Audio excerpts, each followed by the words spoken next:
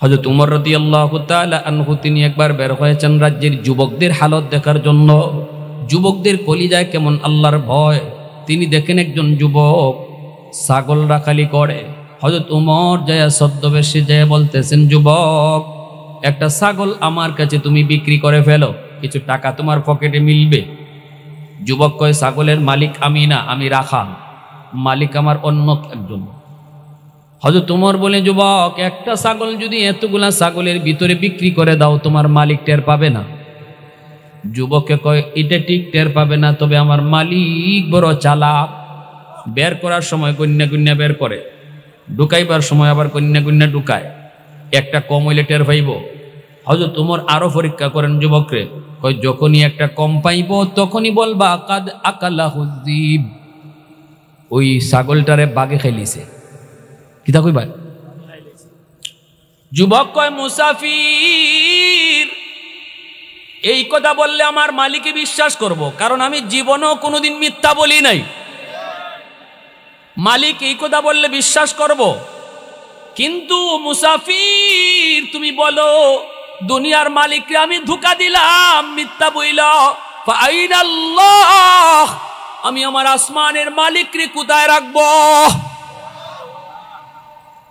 দুনিয়ার মালিকরে আমি ধোঁকা দিলাম, মিথ্যা বইলা, কিন্তু আমি আমার আসমানের মালিকরে কোথায় রাখবো? টেবিলের নিচ দিয়ে তুমি ঘুষ নিলায়, কেউ দেখলো না, কিন্তু আসমানের মালিক তো দেখছে। এ যুবক রাতের অন্ধকারে তুমি গুনাহটা করছো, কেউ দেখলো না, দেখছেন কে? মায়ার নবী দয়ার নবী কয়, যেই যুবক শক্তি আছে সামর্থ্য আছে এরপরও গুনাহ করে না, সেই আল্লাহর ওলি হয়ে যায়। সাথে সাথে হযরত উমর টান দিয়ে যুবককে কলিজায় নিলেন, বুকে নিলেন, কপালে চুমু খাইলেন, আর বলতেছেন, যুবক আমি তোমার পরীক্ষা নিয়েছি, পরীক্ষা। আমি একজন মুসাফির না, আমি হলাম অর্ধ পৃথিবীর বাদশাহ, খলিফাতুল মুসলিমিন, আমিরুল মুমিনিন হযরত উমর। আমি বের হয়েছি, আমার রাজ্যের মানুষের অন্তরে আল্লাহর ভয় কি পরিমাণ একটু খেয়াল করতে চাইলাম। যুবকের কলিজায় আল্লাহর ভয় কেমন আছে। পরীক্ষা 100 পাশ করেছো, এইবার আমি আল্লাহর কদমে সাজদায় পড়ে শুকরিয়া আদায় করবো। আল্লাহ, এরম যুবক যদি আমার দেশে থাকে তাহলে আমি দেশ পরিচালনা করতে সাহস পাবো।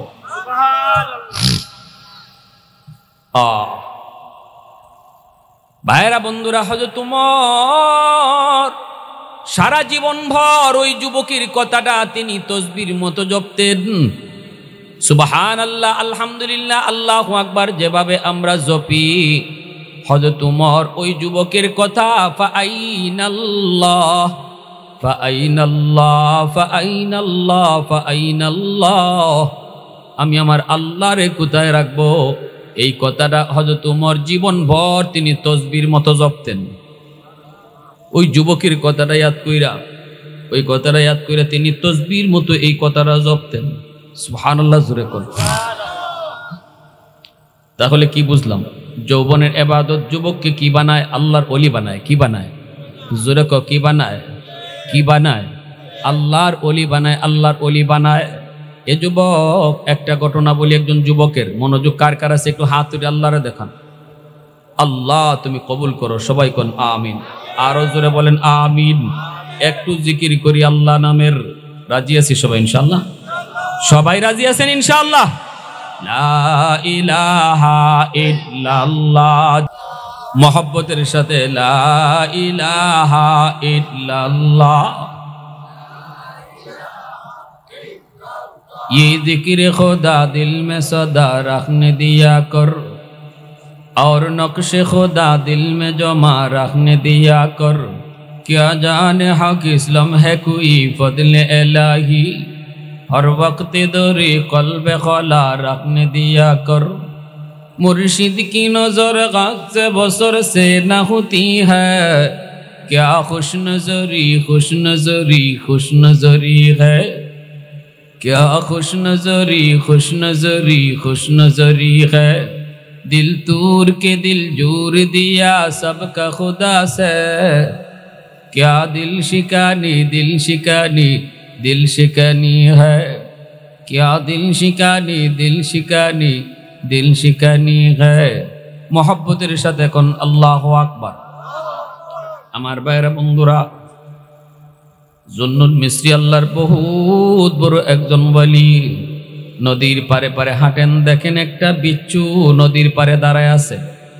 আল্লাহর ওলি মনে মনে ভাবতেছেন, এই বিচ্ছুটা নদীর পারে দাঁড়ায় কি করে? একটু পরেই দেখেন একটা কচ্ছপ পানির নিচ থেকে উপরে ভাসলো।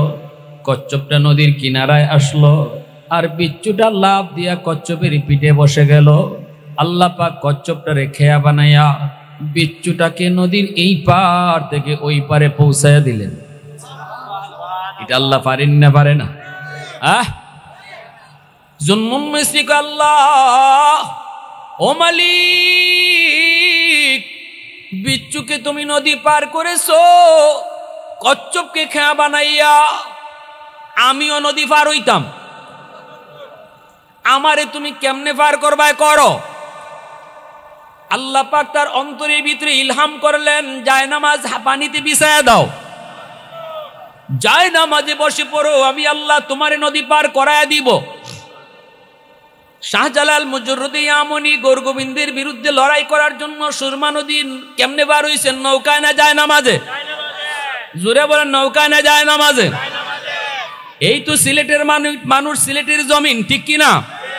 এজন্যই কুতবুল আলম শাইখুল ইসলাম হুসাইন আহমদ মাদানী রহমতুল্লাহি আলাইহি বলতেন, সিলেটের মাটির সাথে মদিনার মাটির মিল পাওয়া যায়, সিলেটের মানুষের সাথে মদিনার মানুষের মিল পাওয়া যায়। এত দামি সিলেটের মাটি, এত বুজুর্গ, এত আল্লাহর ওলি এই মাটির নিচে শুয়ে আছেন। এজন্য কুতবুল আলম সৈয়দ হুসাইন আহমদ মাদানী রহমতুল্লাহি আলাইহি সারা জীবনভর রমজান কাটাইছেন সিলেটের মাটিতে আইসা। আল্লাহর মাস রমজান মাস তিনি কাটাইছেন সিলেটের মাটিতে। এমনকি তিনি ঈদের নামাজটাও পড়ছেন সিলেটের মানুষের সাথে। এর যুবক, ঈদের নামাজটা মানুষ পরিবারের লোকের সাথে পড়ে, ঈদের নামাজটা আপনজনের সাথে পড়ে।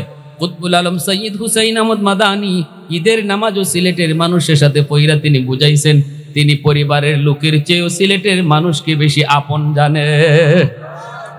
আল্লাহু আকবার।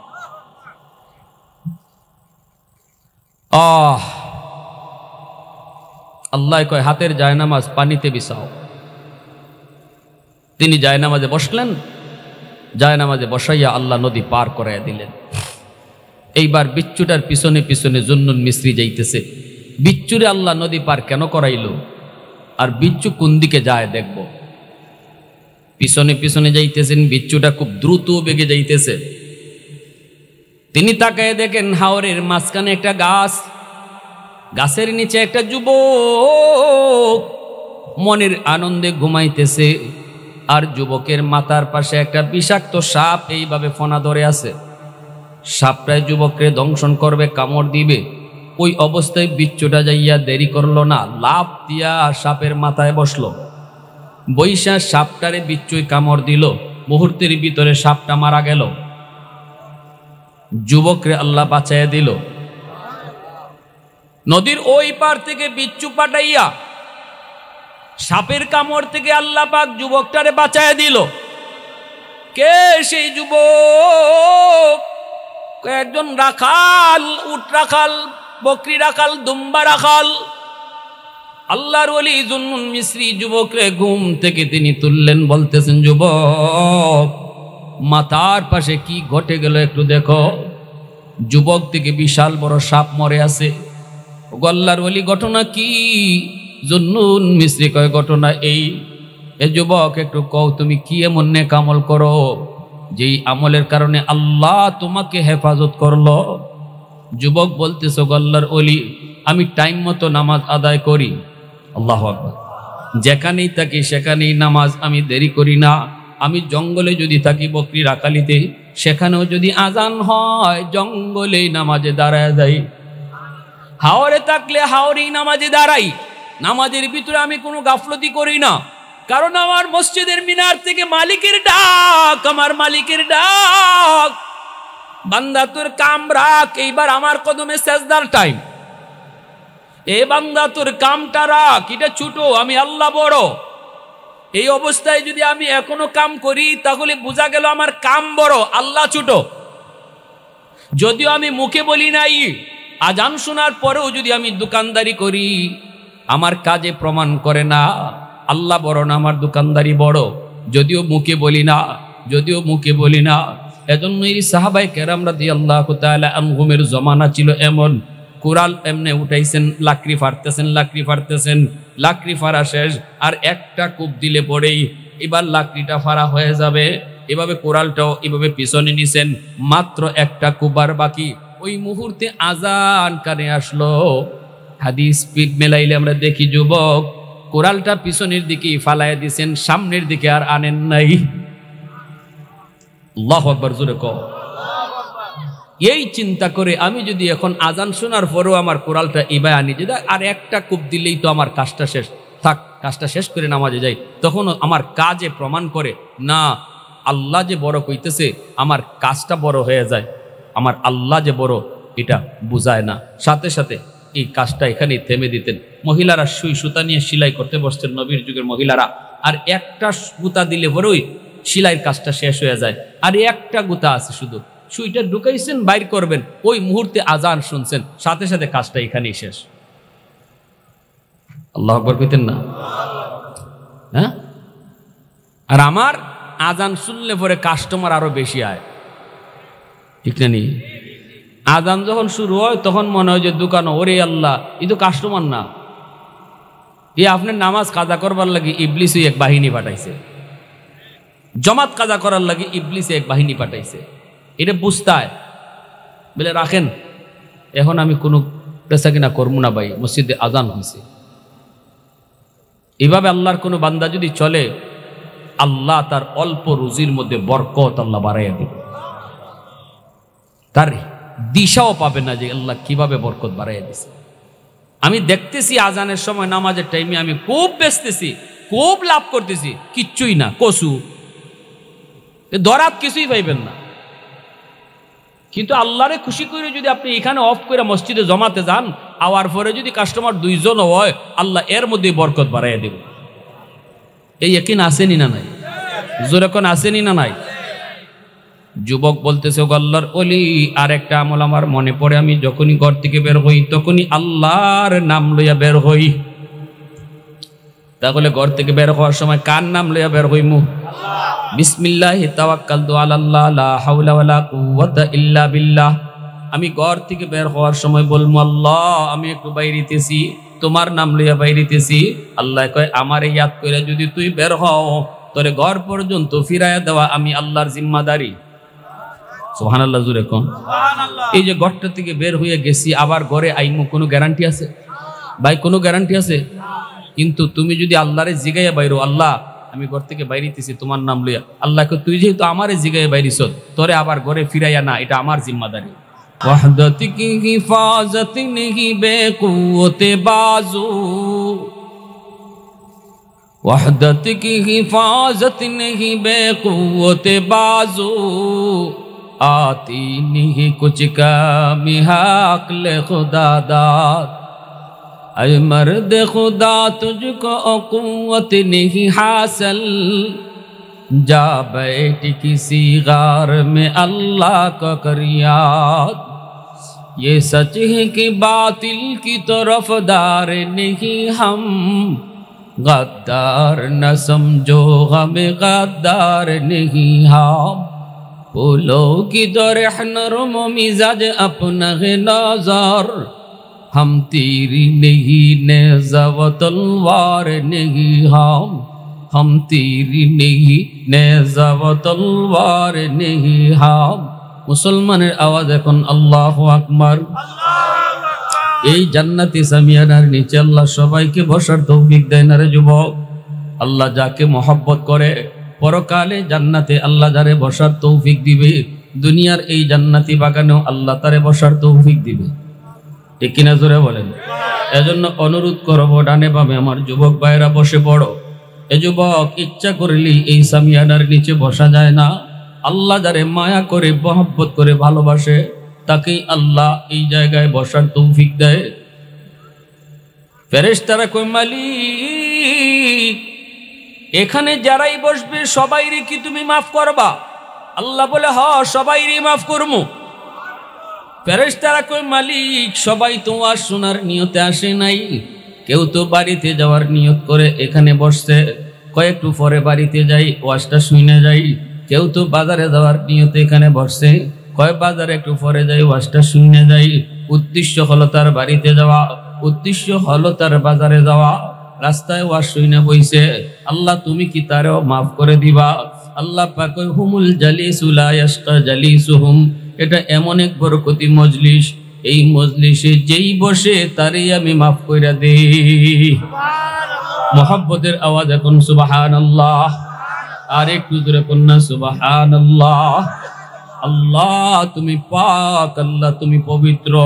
সুবহানাল্লাহ শব্দের অর্থ আল্লাহ তুমি পাক। যত বেশি আওয়াজ দিয়া কইমু সুবহানাল্লাহ, আল্লাহ তত আমারে পাক বানাইয়া দিব। এজন্য তো ইব্রাহিম খলিল সুবহানাল্লাহর পাগল, ইব্রাহিম খলিল আল্লাহু আকবারের পাগল। ফেরেশতারা কয় মালিক মানুষ কেমন করে তোমার বন্ধু হয়? বন্ধু হইলে তো আমরা ফেরেশতা বন্ধু হইতাম, ইব্রাহিম কেমন করে তোমার বন্ধু হলো? আল্লাহ কয় পরীক্ষা করতে মন চাইলে পরীক্ষা করো, দেখো আমার বন্ধু হওয়ার উপযুক্ত কিনা। মানুষ রূপে একজন ফেরেশতা আসছে ইব্রাহিম খলিলকে পরীক্ষা করার জন্য। আল্লাহর খলিল মরুভূমিতে ছাগল রাখালি করেন, ফেরেশতা পাশ দিয়ে চলে যায় মানুষের রূপ ধইরা, আর আল্লাহ নামের জিকির করে সুবহানাদিল মুলকি ওয়াল মালাকুত যাল ইজ্জতি ওয়াল আজমাতি ওয়াল কিবরিয়াই ওয়াল জাবারুত। আল্লাহ পাকের সুবহানাল্লাহর জিকির শোনা মাত্রই ইব্রাহিম খলিল দেওয়ানা হয়ে গেছে। দৌড় দিয়া যায় লোকটার কোমর জড়ায় কই, কে গো তুমি কে? আমার মালিকের নাম এত সুন্দর করে নিছো, আরেকটা বার এই নামটা তুমি শোনাও। ফেরেশতায় কয় আমি বিনিময় ছাড়া শুনাই না, বিনিময় লাগে বদলা ছাড়া শুনাই না। ইব্রাহিম খলিল কয় কি বিনিময় চাও? ফেরেশতায় কয় অর্ধেক ছাগলের বাল দিয়া দিবা, একবার শুধু আল্লাহ নামের জিকির করমু। ইব্রাহিম খলিল কয় দিয়া দিলাম। অর্ধেক ছাগলের পাল ফেরেশতায় নিয়ে গেল, একবার শুধু আল্লাহ নামের জিকির শুনাইলো সুবহানাদিল মুলকি ওয়াল মালাকুত যাল ইজ্জতি ওয়াল আজমাতি ওয়াল কিবরিয়াই ওয়াল জাবারুত। ফেরেশতা চলে যেতে চায়, ইব্রাহিম খলিল যেতে দেয় না। তিনি তো এই নামের আশিক, তিনি তো এই নামের বড় দেওয়ানা, যতই শুনে ততই শুনতে মন চায়। আবার কোমর জড়াইয়া ধরছে, কয় না যেতে দিমু না, আরেকবার শোনাও। ফেরেশতায় কয় এখন কি দিবা? ইব্রাহিম খলিল কয় অর্ধেক, বাকি অর্ধেক যেটা রইছে এটাও দিয়া দিমু। ইব্রাহিম খলিল একবার বাকিটাও দিয়া দিল। ফেরেশতা আবার আল্লাহ নামের জিকির শোনায় সুবহানাদিল মুলকি ওয়াল মালাকুত যাল ইজ্জতি ওয়াল আজমাতি ওয়াল কিবরিয়াই ওয়াল জাবারুত। ইব্রাহিম খলিলের তৃষ্ণা মিটে না, কারণ আল্লাহ নামের পাগল যে, সে তো আল্লাহ নাম যত জপে অতই শুধু মজা লাগে। আওয়াজ দিয়া কও ঠিক কিনা? ইব্রাহিম খলিলের তৃপ্তি মিটে না, আবার কোমর জড়ায় ধরছে, কয় না যেতে দিমু না, আরেকবার শোনাও। আমি তো এই নাম শুনলে দেওয়ানা হয়ে যাই, আমি তো এই নামের বড় পাগল। এইবার ফেরেশতায় কয় এখন কি দিবা? দেওয়ার তো কিছুই নাই, যা ছাগল আছিল সব তো দিয়ে দিছ। ইব্রাহিম খলিল কান্দে আর কয় কে তুমি চিনি না, আরেকবার যদি আমার মালিকের নাম, আরেকবার যদি আমার মাশউকের নাম তুমি শোনাও, আমি ইব্রাহিম খলিল সারা জীবনের জন্য তোমার গোলাম হয়ে যাব। ফেরেশতায় কই ইব্রাহিম খলিল, ও আল্লাহর বন্ধু, আল্লাহর দোস্ত, আয় বুকে আয়। আমি ছাগলের ফাল নিতে আসি নাই, পরীক্ষা করতে আইছিলাম তুমি আল্লাহর কেমন পাগল, কেমন পাগল।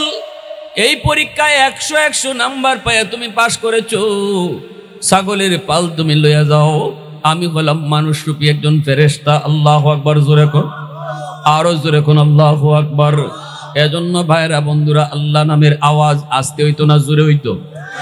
জোরে কোন সুবহানাল্লাহ, আরো জোরে সুবহানাল্লাহ, আল্লাহু আকবার। আলহামদুলিমান কদ্দারা খাইরান ওয়া খাবালা, আলহামদুলিমান কদ্দারা খাইরান ওয়া খাবালা, ওয়া শুকরু লিমান সাওয়ারা হুসনান ওয়া জামালা। ফারদুন সামাদুন আন সিফাতিন খালকি বারিউন রব্বুন আযালিয়ুন খালাকাল খালকা কামালা লা জিদ্দা ওয়ালা নিদ্দা ওয়ালা হাদ্দা লিমাওলা আল আনা কামা কানা ওয়ালাম ইয়ালকা যাওয়ালা আল আনা কামা কানা ওয়ালাম ইয়ালকা যাওয়ালা। মুহাব্বতের আওয়াজে বলেন আল্লাহু আকবার। এজন্য আল্লাহ পাক রব্বুল আলামিন কয়, ও মূসা শুনছনি, এরা হলো আমার বন্ধুর উম্মত। আমার বন্ধুর উম্মত যখন নামাজে দাঁড়াইব তখনই তাদের সাথে আমি আল্লাহর মেরাজ হইব। নামাজি আমার সাথে কথা কইব। কেমনে কথা কইব? যখনই নামাজি কইব আলহামদু, সমস্ত প্রশংসা, তখনই আমি আল্লাহ নামাজির জিগাইমু লিমানিল হাম, কার প্রশংসা তুমি করো? তখনই সে কইব লিল্লাহ, আল্লাহর প্রশংসা করি। আল্লাহ আবারও নামাজির জিগায় মানিল্লাহ, কে তোমার আল্লাহ? তখন কয় রব্বিল আলামিন, যিনি রব্বুল আলামিন তিনি। আল্লাহ আবারও জিগায় রে বান্দা বল রব তোর কে? তখনই কইব আর রহমানির রহিম, যিনি রহমান যিনি রহিম। আবার আল্লাহ নিজের পরিচয় না দিয়া আল্লাহ গায়েব থেকে আল্লাহ কইব, থার্ড পারসন থেকে আল্লাহ কইব কে রহমান কে রহিম একটু ক। তখনই নামাজি কয় মালিক ইয়াউমিদ্দিন, যিনি কিয়ামত দিবসের মালিক। এইবার আল্লাহ নিজের পরিচয় দিয়া দিব। আল্লাহ কইব নামাজি শুন, এতক্ষণ তুই যারে আল্লাহ কইছ, রব কইছ, রহমান কইছ, আমি সেই আল্লাহ। আওয়াজ দিয়ে কও না সুবহানাল্লাহ। নামাজি এইবার আল্লাহর পরিচয় পাইয়া আল্লাহকে সামনে পাইয়া গেছে। এইবার আল্লাহকে পাইয়াই কয় আল্লাহ ইয়্যাকা না'বুদু ওয়া ইয়্যাকা নাস্তাঈন, আমি তোমারই ইবাদত করি, তোমারই কাছে সাহায্য চাই। এতক্ষণ খালি কইছে তিনি তিনি তিনি তিনি, এখন কই তুমি তুমি তুমি। আল্লাহ নিজেই যখন ধরা দিয়ে দিছে, এখন আর থার্ড পারসন নয়, সেকেন্ড পারসন। এইবার সামনাসামনি বাইরা বন্ধুরা আল্লাহ পাক রব্বুল আলামিনকে পাইয়েই নামাজি কয় আমি তোমারই ইবাদত করি, তোমারই কাছে সাহায্য চাই। আল্লাহ তুমি আমাকে জান্নাতের পথ দেখাও, হেদায়েতের পথ দেখাও, আমাকে সিরাতে মুস্তাকিমের রাস্তা দেখাও, যেই রাস্তা দিয়ে তোমার প্রিয়রা চইলা গেছে আল্লাহ ওই রাস্তাটা আমারে দেখাও। এইভাবে নামাজি আল্লাহর সাথে কথা কয়। আমার নবী যখন মেরাজে গিয়ে আল্লাহর কাছে কইছিল আল্লাহ আমি তো মেরাজ করলাম, কিন্তু উম্মত কেমনে মেরাজ করব? আল্লাহ কয় যাও উম্মতের জন্য 50 ওয়াক্ত নামাজ দিয়ে দিছি। নবীজি 50 ওয়াক্ত নামাজ পাইয়া নবী খুশি। নবী কয় আমারও মেরাজ হইছে, উম্মতেরও মেরাজের ব্যবস্থা হইছে। মহা খুশিতে নবী বইলা গেছে 50 ওয়াক্ত কেমনে আমরা পড়মু এই হুশ নাই। নবী তো মহা খুশি, নবী চইলে আসতেছে খুশিতে। আল্লাহর তো ভাল লাগে না, আল্লাহ তো খায় রে আমার বন্ধু দি জায়গা, আল্লাহ আমার দোস্ত দি জায়গা, আমার তো ভাল লাগে না। আল্লাহ কয় মুসা বন্ধু তোমার দাঁড়ে দিয়ে যাইব, যত কথা কই যত দেখি ততই দেখতেই খালি মন চায় দোস্তরে, বুঝাইয়া শোনায় ফিরত পাঠাই দি।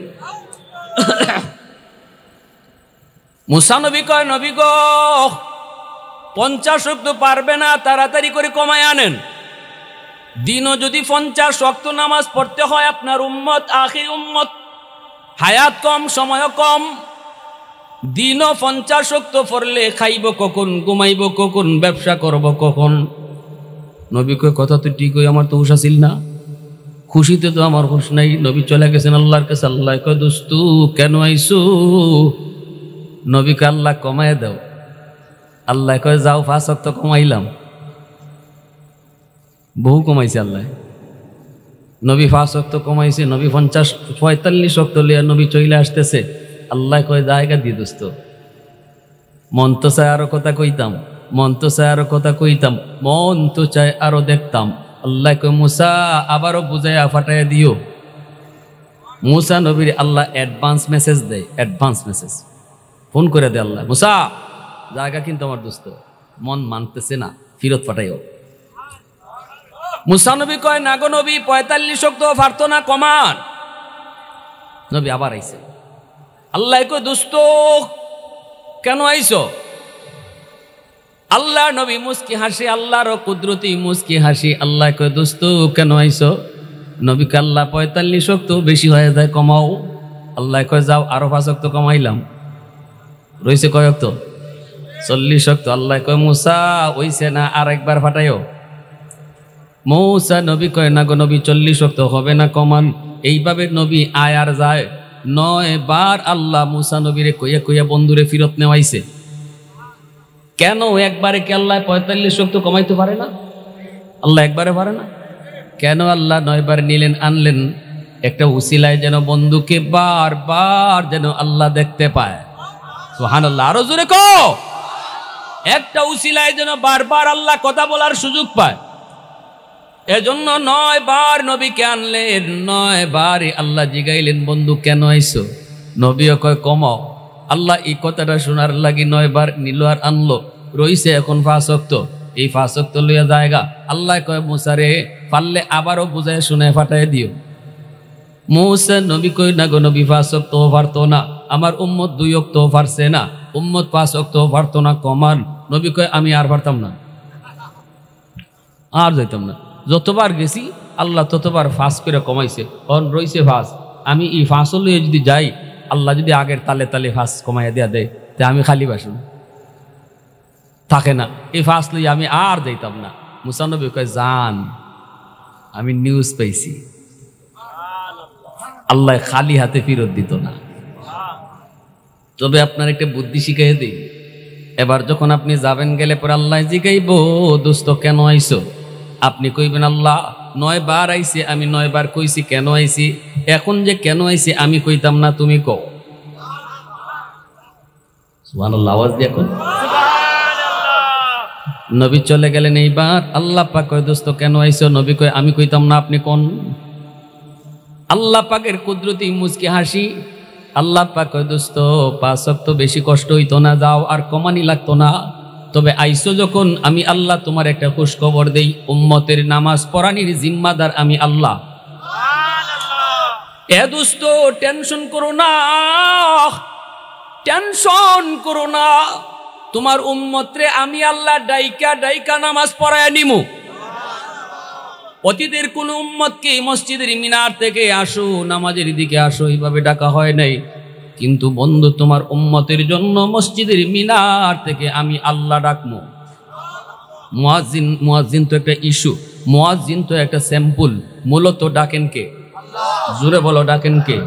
আল্লাহু আকবার, আল্লাহু আকবার। আল্লাহ ডাকতেছে রে বান্দা আয় আয় আয়, আমি আল্লাহ বড়, আমি আল্লাহ বড়। তোর দোকানদারি ছোট, আয় আমি আল্লাহ বড়, আমার দিকে আয়। বান্দা আয়, তোর দোস্ত ছোট, আমি আল্লাহ বড়। আয় আয়, তোর ঘুম ছোট, আমি আল্লাহ বড়। আয় ঘুমটা বাদ দিয়ে মসজিদের দিকে আয়, আমি আল্লাহর ডাকে আয়, আমি আল্লাহর ডাকে আয়। আইতি না কেন তুই? আমি না তোরে বড় করছি, আমি না তোরে ফালছি, মার পেটে তো আমি তোরে খাওয়াইছি। মার পেট থেকে দুনিয়া আসার পর রিজিকের ব্যবস্থা তো আমি আল্লাহ তোর জন্য মায়ের বুকে রাখছি। তুই আসার আগে তোর রিজিক পাঠাইছি, আল্লাহু আকবার। এরপরে তোর দাঁত ছিল না, দাঁত দিলাম। শক্তি ছিল না, শক্তি দিলাম। হাত ছিল, ধরার ক্ষমতা ছিল না, শক্তি দিয়া ধরার ক্ষমতা দিলাম। পা ছিল কিন্তু হাঁটার ক্ষমতা ছিল না, এই পায়ে আমি আল্লাহ তোরে শক্তি দিলাম। যখন যে টাইমে যা দেওয়া দরকার আমি তোরে দিলাম। এইভাবে তোরে আমি বড় করলাম, কারণ আমার নাম হলো রব। রব তো হলেন তিনি যিনি সময় মতো সবকিছু দেয়। আমি সবকিছু সময় মতো তোরে দিলাম। এইবার তুই আমার ডাকে আসবি না কেন? আয় আয় বান্দা আয়। এরপরও যখন তুমি আমি মসজিদের দিকে যাই না, আল্লাহর কদমে সেজদা দেই না, তখন আল্লাহর কুদরতি কলিজায় বড় ব্যথা লাগে। আল্লাহ পাক বড় কষ্ট পায় রে যুবক, আল্লাহ কষ্ট পায়, আল্লাহ কষ্ট পায়। যখন মসজিদের মিনার থেকে আল্লাহর ডাক তুমি শুনো, এরপর আসো না, তখন আল্লাহ পাকের কুদরতি কলিজায় বড় ব্যথা লাগে। কেন ব্যথা লাগে? কারণ তোমারে আল্লাহ নিজের হাত দিয়ে আদর করে বানাইছি। আসমান আল্লাহ বানাইছেন কুন ফায়াকুন বইলা, জমিন আল্লাহ বানাইছেন কুন ফায়াকুন বইলা, ফেরেশতা আল্লাহ বানাইছেন কুন ফায়াকুন বইলা। কিন্তু তোমারে আমারে আল্লাহ কুন ফায়াকুন বলে বানাই নাই। আল্লাহ তোমাকে আমাকে যখন বানাইছে যুবক, আল্লাহ পাক বলে খালাকতু বিয়াদাইয়া, আমি তোরে আমার নিজের হাত দিয়া বানাইছি। এত আদর এত মায়া করে তোরে বানাইছি বান্দা, এত আদর এত মায়া করে বানাইছি। তোরেও কিন্তু আমি কুন ফায়াকুন বলে বানাইতে পারতাম, কিন্তু না, তোরে আদেশ দিয়া বানাই নাই, আমি তোরে নিজের হাত দিয়া বানাইছি। এত মায়া করে তোরে বানাইছি। এই কপালটার এত দাম, এত দাম। এই কপালটা আমি আল্লাহ বানাইছি আমার সেজদার জন্য। এই যে কপাল সেজদার জন্য বানাইলাম, এই কপাল ফেরেশতাদের হাতে বানাইলে হয় না, এই কপাল আদেশ দিয়া বানাইলে হয় না, নিজের হাত লাগায়া তোর কপালটা বানাইছি। তুই যখন আমার সেজদা দেও না, তখন আমি আল্লাহর কুদরতি কলিজায় বড় ব্যথা লাগে। কত মায়া আল্লাহ পাকের আমারে আপনারে দিয়া। নূহ নবী কয় আল্লাহ সব মানুষ মাইরা লাও। আল্লাহ কয় কেন? কয় একজনও তো আমারে মানে না। মনে করছিলাম ফুলায় মানব, বাপে মানে না কিন্তু ফুলাটায় মানব, কিন্তু দেখি ফুয়াটায়ও মানে না। হেও আজকে আমারে পাগল কুয়া ইটা মারছে। আল্লাহ রব্বিলা তাদার আলাল আরদি মিনাল কাফিরিনা দাইয়ারা, একটারেও রাইখো না, সব শেষ করো। আল্লাহ কয় নূহ এটা কি সেই দোয়া? বলে কোন দোয়া? কয় যেই দোয়া তুমি কবুল করার গ্যারান্টি দিছি আমি আল্লাহ। এটা কি ওই দোয়া নাকি? নূহ নবী কয় হয় এটা এই দোয়া। লিকুল্লি নাবিয়্যিন দাওয়াতুম মুস্তাজাবাতুন ফাতাআজ্জালা কুল্লু নাবিয়্যিন দাওয়াতাহু ওয়া ইন্নী ইখতাবাতু দাওয়াতি শাফাআতান লিউম্মতি। রাসূল বলেন সব নবীর আল্লাহ একটা স্পেশাল দোয়ার সুযোগ দিছে। এই স্পেশাল দোয়াটা করতে দেরি আল্লাহ কবুল করতে দেরি করবে না। আল্লাহ রসুল বলেন সব নবী এই দোয়াটা দুনিয়াতেই চাইয়া নিয়ে নিছে, কিন্তু আমি নবী এই দোয়া চাই নাই। তায়েফের জমিনে রক্ত ঝরলো, উহুদের জমিনে দান শহীদ হলো, এরপরও আমি আল্লাহর কাছে ওই স্পেশাল দোয়াটা করি নাই। আমি এই দোয়াটা আমার অন্তরের ভিতরে লুকায়া রাখছি। কিয়ামতের ময়দানে আমার উম্মত যখন বিপদে পড়বে, ওই সময় আমি এই দোয়াটা কাজে লাগাইমু। একটু আওয়াজ দিয়ে কও না সুবহানাল্লাহ, আর একটু জোরে কও না সুবহানাল্লাহ। নূহ নবী যখন কইছে আল্লাহ সবরে মারো, আল্লাহ কই এটা কি সেই দোয়া যেটা কবুল করার গ্যারান্টি দিছি? বলে হ। আল্লাহ কয় তাহলে সব শেষ করে দিমু, আর দেরি নাই, নৌকা বানাও, জাহাজ বানায় ইমানদারদেরকে জাহাজে উঠে চলে যাও, বাকি সব আমি শেষ করে দিমু। একজন বৃদ্ধা মহিলা ইমানদার ডাক দিয়া কইছিল নবী গো, তুফান যখন শুরু হয় আমারে ইয়াদ করে নিয়ে যায়েন, আমি বুড়া মানুষ, ফারাফারি করে আমি নৌকায় উঠতে পারবো না, আপনি আমারে তুললে নিয়েন। নবী কই ঠিক আছে নিমু মা, ভুলমু না। মহিলা কিন্তু বারবার কইছে নবী গো আপনি আমারে ভুললেন না।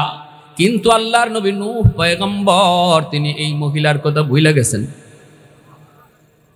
সারা দুনিয়া পানির নিচে, সব শেষ। এরপরে আল্লাহ পাক যখন জমিন স্বাভাবিক করেছে, নূহ নবীর মনে হয়েছে ওই মহিলার কথা। আসছেন দেখার জন্য, আইসে দেখেন তার ভাঙ্গা ঘর আগের মতোই আছে। নূহ নবী তো অবাক, তামাম দুনিয়া পানির নিচে, কিন্তু এই ভাঙ্গা ঘর আল্লাহ কেমনে রাখলো? এইবার নবী কয় আল্লাহ রে, ভাঙ্গা ঘরে মহিলা আসেনি না নাই? ডাক দিছে মা। সাথে সাথে দেখা যায় আল্লাহর বান্দি ঘর থেকে জবাব দিয়া কয় নবী গো, তুফান কি শুরু হয়ে গেছে?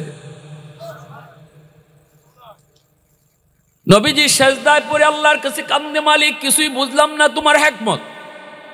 আল্লাহ একটু বুঝাও। আল্লাহ পাক কয় নূহ কান্দো না, নবী হইয়া তোমরা উম্মত বলতে পারো, কিন্তু আমি আল্লাহ হইয়া আমার বান্দা বান্দি বলতে পারি না। আমার বান্দিটা এত করে কইছিল তুমি নিয়া দেইতা ইয়াদ কইরা, কিন্তু আমার বান্দিটারে তুমি ভুইলা গেছো।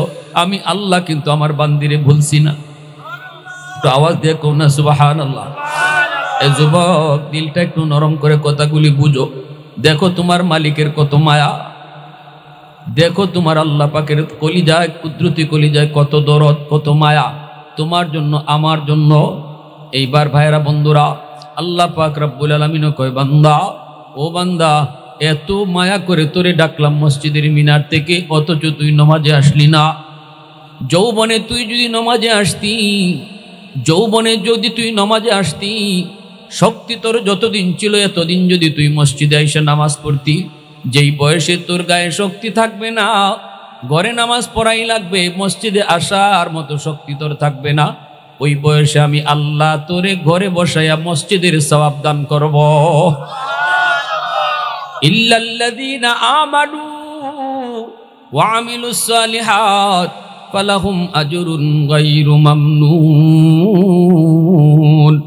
আল্লাহ পাক কয় আমি তিনের কসম খায়া কইলাম, জাইতুনের কসম খায়া কইলাম, তুর পাহাড়ের কসম খায়া কইলাম, পবিত্র মক্কা নগরীর কসম খায়া কইলাম, যেই বয়সে তোমাদের গায়ে শক্তি আছে এই বয়সে যদি আমার গোলামি ঠিকমতো করো, যেই বয়সে গায়ে শক্তি থাকবে না, পারবা না তুমি যথাযথ ইবাদত করতে, কারণ শক্তিটা আমি আল্লাহ নিছি রে বান্দা।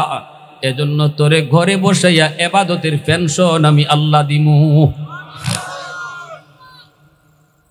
ঘরে নামাজ পড়ছে, ফেরেশতাদেরকে আল্লাহ কইব, ফেরেশতারা শুন, আমার বান্দা যদিও এখন ঘরে নামাজ পড়তেছে তবুও তার আমল নামায় মসজিদে জমাতের সওয়াব উঠাও, কারণ তার গায়ে শক্তি, এই শক্তিটা নিজে নিজে খাইছে না, শক্তিটা আমি আল্লাহ নিছি। শক্তি যতদিন ছিল এতদিন মসজিদে গেছে, এখন বুড়া হওয়ার কারণে পারে না, নিজে নিজে বুড়া হইছে না। মানুষ নিজে নিজে কেউ বৃদ্ধ হয় না, নিজের ইচ্ছায় যদি বৃদ্ধ হইতো কেউ বৃদ্ধ হইতো না, সবাই জোয়ান থাকতো। আল্লাহ কই এখনো যদি জোয়ান থাকতো এখনো মসজিদে যাইতো। অতএব যদিও বান্দায় ঘরে নামাজ পড়ছে তবুও মসজিদের সওয়াব উঠায় দাও। আমার বান্দার যতদিন গায়ে শক্তি ছিল তাহাজ্জুদের নামাজ সে পড়তো রেগুলার, আজকে সে পারে না, ঘুমায় রইছে, শক্তি নাই গায়ে, উঠতে পারে না, কোমরে ব্যথা, হাঁটুতে ব্যথা, সারা শরীরের জয়েন্টে জয়েন্টে ব্যথা, পারে না। আমি আল্লাহ তারে বৃদ্ধ বানাইছি। যদি আগের মতোই শক্তি থাকতো আগের মতোই তাহাজ্জুদ পড়তো। অতএব যদিও ঘুমায় রইছে তবুও আমল নামায় তাহাজ্জুদের সওয়াব উঠায় দাও। আওয়াজ দিয়া কও সুবহানাল্লাহ। আল্লাহ পাক কইবা ফেরেশতারা শুন, ওই যে দেখ আমার বান্দা কোরআন শরীফ পড়তে পারে না, কারণ তার চোখে পাওয়ার নাই। এই পাওয়ারটা আমি আল্লাহ কাইরা নিছি। এক সময় তার চোখে শক্তি ছিল, পাওয়ার ছিল, তখন রেগুলার কোরআন পড়তো। আজকে কোরআন পড়তে পারে না, আফসোস, আমার বান্দা আফসোস করে। যদিও সে কোরআন পড়তে পারে না তবু আমল নামায় কোরআন তিলাওয়াতের সওয়াব উঠায় দাও। তিন জিনিসের দিকে তাকায় থাকলে সওয়াব। আল্লাহর কোরআনের দিকে কেউ যদি খালি ছায়া রইছে, ছায়া থাকলে আল্লাহ সওয়াব দান করে। বাপ মার চেহারার দিকে সন্তান ছায়া রইছে, আল্লাহ পাক সওয়াব দেয়, খালি সওয়াব না কবুল হজ উঠায় দেয়। আল্লাহর ঘর খানায় কাবার দিকে কেউ যদি ছায়া থাকে, হজে গিয়া যদি আল্লাহর ঘর বাইতুল্লাহর দিকে কেউ ছায়া রইছে, খালি এই ছায়াত যতক্ষণ রইছে এতক্ষণ কা হইতেছে। দারুল উলুম দেওবন্দের দীর্ঘদিনের মুহতামিম কারি তৈয়ব সাহেব রাহিমাহুল্লাহ হাকিমুল ইসলাম তিনি বলেন, আমি দেওবন্দের অফিসে বসা, হঠাৎ খবর পাইলাম আমাদের এলাকার পাশে একটা চর এলাকা, ওই চর এলাকার একজন মানুষ নাকি মারা গেছে। এই মানুষটার কবর থেকে নাকি খুশবু বের হইতেছে। খালি খুশবু না, নূর চমকাইতেছে। তার কবর থেকে এমন আলো বাইরেছে গোটা এলাকা আলোকিত হয়ে গেছে। ঘটনাটা কি? ওই চর এলাকায় এখনো মসজিদ মাদ্রাসা হয় নাই, আলেম উলামা নাই, মানুষ মাত্র গিয়া বসবাস শুরু করছে। একজন মানুষ মারা যাওয়ার পর এই মানুষটারে কেমন করে দাফন কাফন করবে কেউ তা জানে না, কেউ তা বুঝে না। রাস্তার পারে লাশটা নিয়ে তারা দাঁড়ায় রয়েছে। দেখে ওই গ্রাম থেকে কিছু মানুষ, কোনো মানুষ অফিসে যাওয়ার জন্য শহরে যায় কিনা, আর সে এরকমভাবে দাফন কাফন জানে কিনা, এমন একজন মানুষের সহযোগিতার জন্য লাশ নিয়ে বসা। একজন মানুষ অফিসে যাওয়ার পথে এখানে দাঁড়াইলো। কিরে ভাই কি হয়েছে? কয় লাশ নিয়ে দাঁড়ানো কেন? কয় কাফন দাফন কিছুই আমরা বুঝি না, জানা যাওয়া পারি না, কবরে কেমনে রাখন লাগে তাও বুঝি না, মাত্রই আমরা বাড়িঘর বানাইছি। লোকটায় কয় চলো আমি তোমাদেরকে সাহায্য করি। সব কাজের সহযোগিতা লোকটায় কইরা কবর পর্যন্ত নামাইল। কবরে লাশটা রাইকা সে দ্রুত চলে যাইতেছে, আমাকে তাড়াতাড়ি বিদায় দাও, অফিসের টাইম ওভার হয়ে যাইতেছে, তোমরা এবার উপর থেকে মাটি দিয়া ফেলো। এই বইলা লোকটা অফিসে গেল। ঢোকার সময় তার আইডি কার্ড চাওয়া হলো, পরিচয়পত্র দেখে তার বুকের পকেটে পরিচয়পত্র নাই। হায় হায় অফিসে ঢুকতে দিবে না। ঘটনা কি, কার্ডটা কোথায় পড়লো? লোকটা কয়, হায় আমি যে কবরে নামছিলাম, নোয়াইয়া যে লাশটা রাখছিলাম, মনে হয় বুকের পকেট থেকে আইডি কার্ডটা কবরে পড়ে গেছে। দ্রুত চলে আসছে, আইসা দেখি মানুষজন দাফন গিয়ে কইরা কবর দিয়া তারা চলে যাইতেছে। লোকটায় ডাক দেয়া কয়, ভাই একটু উপকার করো, আইডি কার্ডটা না হইলে আমার চাকরি থাকবে না, তোমরা আমাকে কবরটা একটু খোদার সুযোগ দিবানি। কয় ঠিক আছে খুদো, তুমি আমার এত বড় উপকার করছো। মাথার দিক দিয়ে কবরটা খুঁজছে, আইডি কার্ডটা দেখছে ঠিকই, কিন্তু চায়া দেখে পুরা কবর নূরের আলোতে ঝলমল করে। এই সুরঙ্গ দিয়া আলো এমন ভাবে বের হইছে, গোটা এলাকা আলোকিত হয়ে গেছে। এমন এক সুগ্রাণ কবর থেকে বের হয়েছে, গোটা এলাকা মোহিত হয়ে গেছে। মুশাহিদ বাইমপুরি রহমতুল্লাহ আলাইহি, ওনার কবর থেকেও খুশবু বের হয়েছে। পুলিশি পাহারার মাধ্যমে পুরা এলাকা কবরটাকে ঘেরাও দিয়ে রাখা হয়েছে। মানুষ মাটি নিয়ে বাড়িতে চলে যায়। আমার নানা শ্বশুর 50 বছর পর্যন্ত যিনি বুখারি পড়াইছেন, ইনার ইন্তেকালের পর ইনার কবরের মাটি থেকেও খুশবু বের হয়েছে। মানুষজন মাটি নেওয়া শুরু করছে, পুলিশি পাহারায় তাড়াতাড়ি ঘেরাও দেওয়া হয়েছে। এই অবস্থায় যখন চতুর্দিকে খবর রুটি পড়লো, দারুল উলুম দেওবন্দের অফিস থেকে হাকিমুল ইসলাম কারি তৈয়ব সাহেব রাহিমাহুল্লাহ, ইনি বলেন আমি নিজে গেলাম, যাই আমি কবরের পাশে দাঁড়ালাম, যাইয়া দেখি এই গ্রান দুনিয়ার কোনো আতরের গ্রান নয়, এই গ্রানটা হলো জান্নাতি গ্রান। এই আলোটা দুনিয়ার কোনো আলো নয়, দুনিয়ার কোনো আলো নয়, এই আলো হলো জান্নাতি আলো। আমি তো বুঝে গেছি লোকটা আল্লাহর কাছে কত দামি কত দামি। চলে গেলাম তার আমলের খবর নেওয়ার জন্য। বাড়ি থেকে জিগাইলাম, মা তোমার স্বামী কি এমন নেক আমল করতো একটু কও।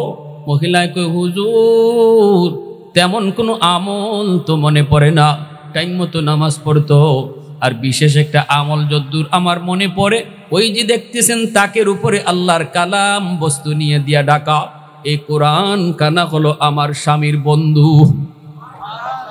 কোরআনের সাথে তার বন্ধুত্ব ছিল। আল্লাহু আকবার। প্রতিদিন কোরআন যদি একবার সে কোরআন শরীফ নিয়ে না বইতো, তার ঘুম আসতো না। কিন্তু আমার স্বামী কোরআন পড়তে জানতো না।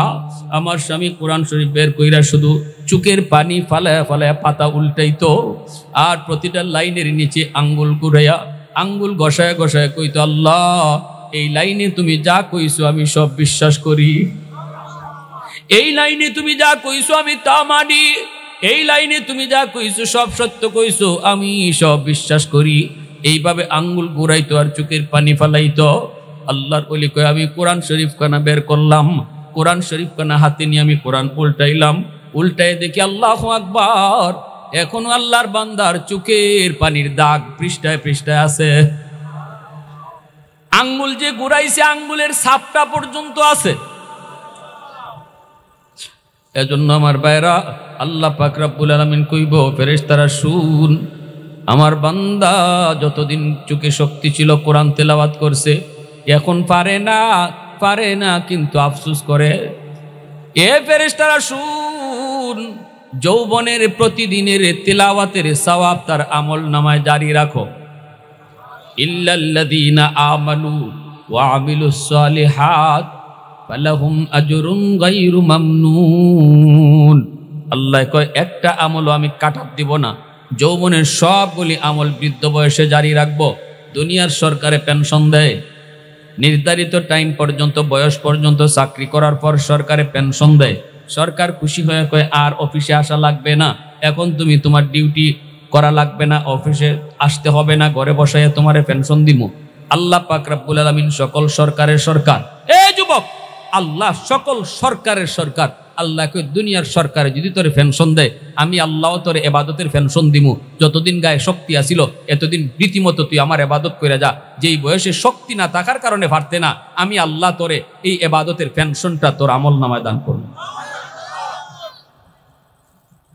আল্লাহু আকবার।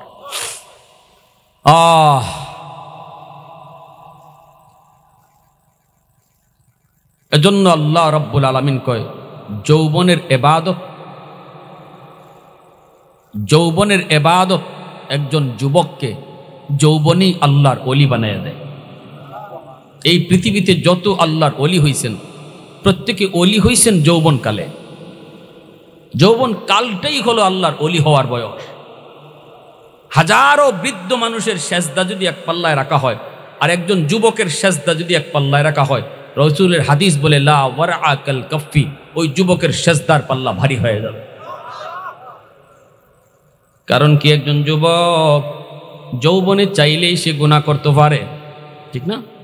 চাইলেই সে এখানে ওয়াজ মাহফিলের আয়োজন না করে গানের আয়োজন করতে পারতো, কিন্তু যুবকগুলি তারা গানের আয়োজন করে নাই, ওয়াজ মাহফিলের আয়োজন করছে। যুবক চাইলেই বন্ধুর সাথে চুরি ডাকাতি করতে পারতো, চাইলেই ডাব গাছে উইটা ডাব চুরি করতে পারতো, কিন্তু একজন বৃদ্ধ মানুষ চাইলেই সব পারে না। জোরে বলেন, গায়ে শক্তি থাকলেন না। একজন বুড়া মানুষ যদি কয় আমি ডাব চুরি করি না, আর একজনে কইব ডাব চুরি পরে করেন, আপনি আগে ডাব গাছে উঠতে পারেননি, দেখুন কব না গাছেই তো উঠতে পারি না। আরেকজন যুবক সে তারে যদি জিজ্ঞান কেউ তুমি ডাব গাছে উঠতে পারো নি, যুবক কইব আমি খালি উঠতাম পারি না, গাছও বইয়া ডাব খাইতামও পারি। তাহলে দুইজনের মধ্যে বেশ কম আছে না সমান? আকাশ পাতাল বেশ কম। এর জন্য রসুল কয় যার সুযোগ আছে শক্তি আছে এরপরও যে আল্লাহর ভয়ে গুনাহ করে না, শক্তি আছে সুযোগও আছে এরপরও আল্লাহর ভয়ে করে না।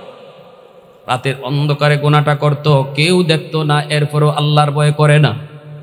বন্ধুদের সাথে চুরিতে যাইতে পারতো, কেউ জানতো না, এরপরও আল্লাহ জানেন, এই বয়সে করে না। সুবহানাল্লাহ। অতএব এই যৌবনটা আল্লাহরে খুশি করে চালাইতাম। কারা কারা রাজি আছে একটু হাত উঠে আল্লাহরে দেখা। আল্লাহ তুমি কবুল করো। সবাই বলেন আমিন, আরো জোরে বলেন আমিন। পরিশেষে এই যুবক, যে যুবকরা এত সুন্দর আয়োজন করলো, এই যুবকদেরকে আল্লাহ যৌবনে অলির খাতায় নাম উঠাইয়া দেন। যুবকগুলিরে মরণ পর্যন্ত কোরআনের সৈনিক বানায়